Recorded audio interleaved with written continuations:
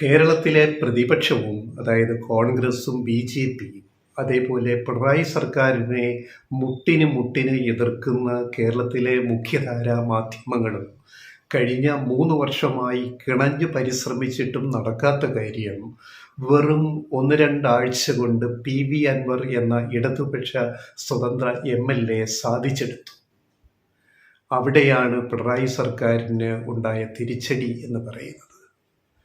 കൃത്യമായിട്ട് പറഞ്ഞാൽ രണ്ടാം പിണറായി സർക്കാരിനെ ടാർഗറ്റ് ചെയ്തുകൊണ്ട് കേരളത്തിലെ പ്രതിപക്ഷവും മാധ്യമങ്ങളും നടത്തിക്കൊണ്ടിരിക്കുന്ന ആ പ്രക്രിയ എങ്ങുമെത്താതെ വെറും ആരോപണങ്ങളായിട്ട് ബിരിയാണി ചെമ്പും ഈന്തപ്പഴവും മറ്റേ മറിച്ച് നയതന്ത്ര ചാനലും വീണ വിജയൻ്റെ സാമ്പത്തിക ക്രമക്കേടുകളും എന്നൊക്കെ പറഞ്ഞ് മുഖ്യമന്ത്രിയുടെ ഓഫീസിനെ കൊടുക്കാൻ നോക്കിയിട്ട് പഠിച്ച പണി 18 നോക്കിയിട്ടും ഒരു കുന്തവും അന്തവുമില്ലാണ്ട് ഒരു കുന്തവും ചെയ്യാൻ പറ്റാത്ത പ്രതിപക്ഷത്തിനും ഈ പറയുന്ന മാധ്യമങ്ങൾക്കും സാധിക്കാത്ത കാര്യമാണ് പി.വി. അൻവർ എന്ന ഇടതുപക്ഷ എം.എൽ.എ സാധിച്ചത്. അതെന്തുകൊണ്ട് സംഭവിച്ചു എന്നുള്ളതാണ് ഇടതുപക്ഷവും CPM-ഉം LDF സർക്കാരും പിണറായി സർക്കാരും ചിന്തിക്കേണ്ടത്.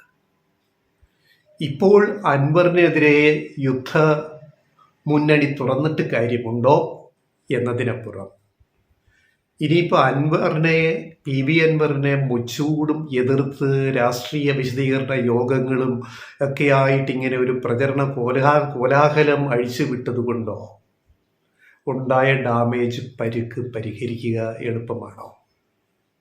ഇവിടെ വേണ്ടിയിരുന്നത് എന്താണ്? ഞങ്ങൾ മുമ്പ് പലപ്പോഴും പല വീഡിയോയിലും സൂചിപ്പിച്ചിട്ടുണ്ട്.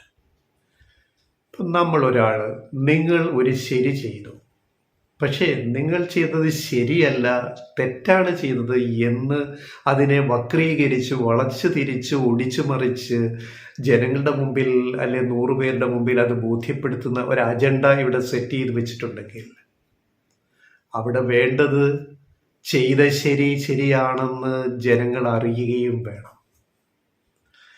ചെയ്ത ശരിയെ തെറ്റായിട്ട് ജനങ്ങൾ അറിയരുത്.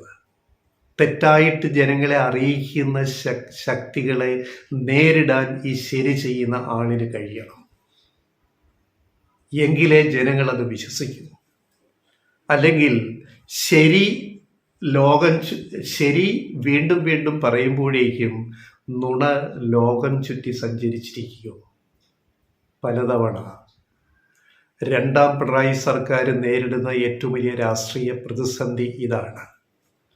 ആ പ്രതിസന്ധിയിലാണ്, അതിൻ്റെ കടക്കലാണ് പി.വി. അൻവർ കത്തിവെച്ചത്, കോടാലി വെച്ചത്. പി.വി. അൻവർ ചില വിഷയങ്ങൾ ഉന്നയിച്ചു. അതിനോട് ഒരു പോസിറ്റീവ് സമീപനം ഇവിടുത്തെ സർക്കാരിന് സ്വീകരിക്കാമായിരുന്നു. അപ്പോൾ നമ്മൾ ചോദിക്കും, സർക്കാർ അന്വേഷണം പ്രഖ്യാപിച്ചില്ലേ, അത് ചെയ്തില്ലേ, ഇത് ചെയ്തില്ലേ? വൈകി നടക്കുന്ന അന്വേഷണവും ചെയ്യേണ്ട രീതിയിൽ ചെയ്യപ്പെടാത്ത അന്വേഷണവും ചോദ്യം ചെയ്യപ്പെടും. അതാണ് അതിൻ്റെ യാഥാർത്ഥ്യം. ഞങ്ങൾ വെറുതെ പറയുന്നതല്ല. തൃശ്ശൂർ പൂരം കലക്കി എന്ന് മുഖ്യമന്ത്രി പിണറായി വിജയൻ തന്നെ കഴിഞ്ഞ ദിവസം വാർത്താ സമ്മേളനത്തിൽ സമ്മതിച്ചു. ഇനി അതിന് അപ്പീലില്ലല്ലോ. ഓക്കെ, അപ്പോൾ കലക്കിയതാരാണ്? ആർക്ക് വേണ്ടിയാണ് കലക്കിയത്? സുരേഷ് ഗോപിക്ക് വേണ്ടിയാണോ?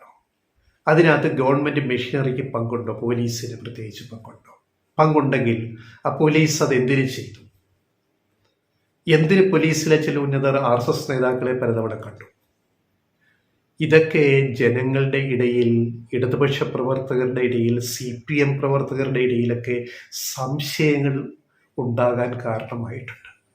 അപ്പോൾ ആ സംശയങ്ങൾ ദൂരീകരിക്കാൻ ചെയ്യുന്ന ശരികളാണെങ്കിൽ ആ ശരികളെ ജനങ്ങളെ ബോധ്യപ്പെടുത്തട്ടെ, പാർട്ടി പ്രവർത്തകരെ ബോധ്യപ്പെടുത്തട്ടെ. ഒരാഴ്ച കൊണ്ട് പൂരം കലക്കിയ റിപ്പോർട്ട് ഒരാഴ്ച കൊണ്ട് വേണമെന്ന് പറഞ്ഞിട്ട് 5 മാസം കഴിഞ്ഞിട്ടും അത് റിപ്പോർട്ടായിട്ട് വരുന്നില്ലെങ്കിൽ അതെന്ത് പോലീസാണ്? അതെന്ത് അന്വേഷണമാണ്? അതിനോട് ജനങ്ങൾക്ക് സംശയം തോന്നിക്കൂടെ? അപ്പോൾ ജനങ്ങളെ തിരിച്ച് സംശയിച്ചാൽ മതിയോ ഗവൺമെൻറ്? അല്ലെ ആ വിഷയം ഉന്നയിച്ച PV അൻവർ MLA തിരിച്ച് ഏത് രീതിയിലാണ് നേരിടേണ്ടത്? ഒന്നത് ഒരു കാര്യം. രണ്ട്,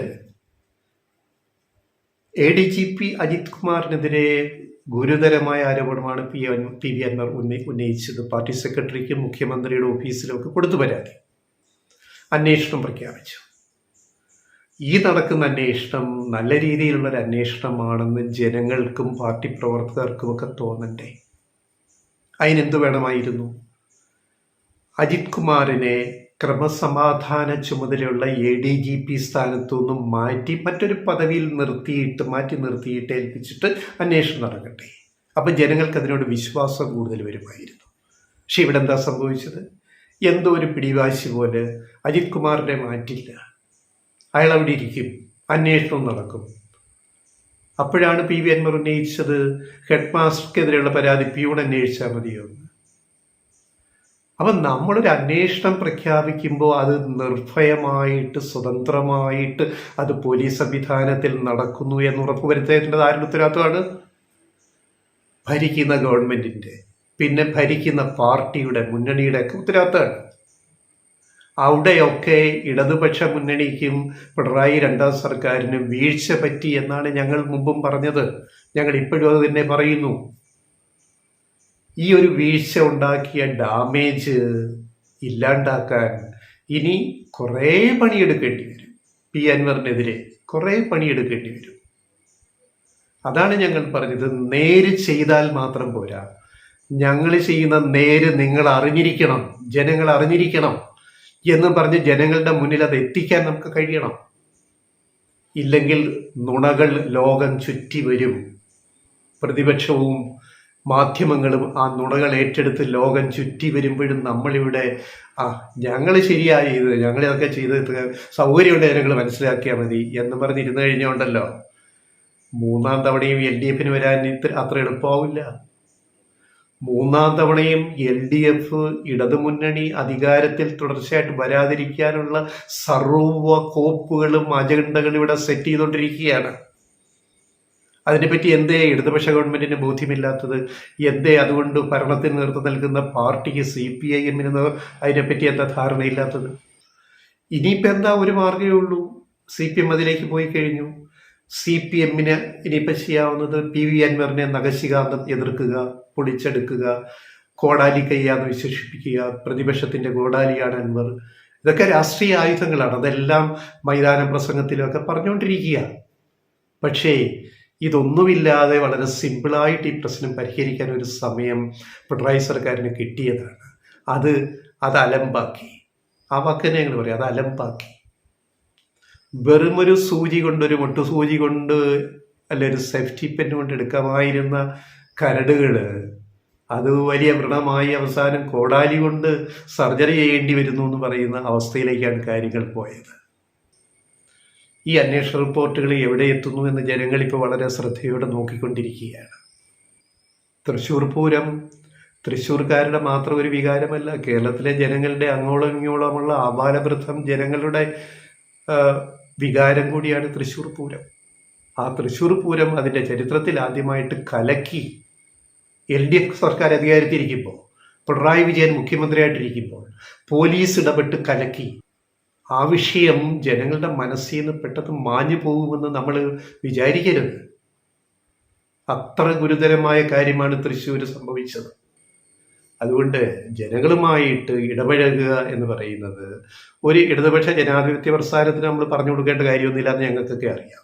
പക്ഷേ ഇപ്പം സംഭവിച്ചതിനകത്ത് പാളിച്ചകളുണ്ട്. ആ പാളിച്ചകൾ കൊണ്ട് അതിൻ്റെ വില LDF-ഉം പിണറായി സർക്കാരും കൊടുക്കേണ്ടി വരുന്നു എന്നുള്ള സത്യം നമ്മൾ തിരിച്ചറിയുക എന്നുള്ളതാണ്. അതാണ് ഞങ്ങൾ പറഞ്ഞത്.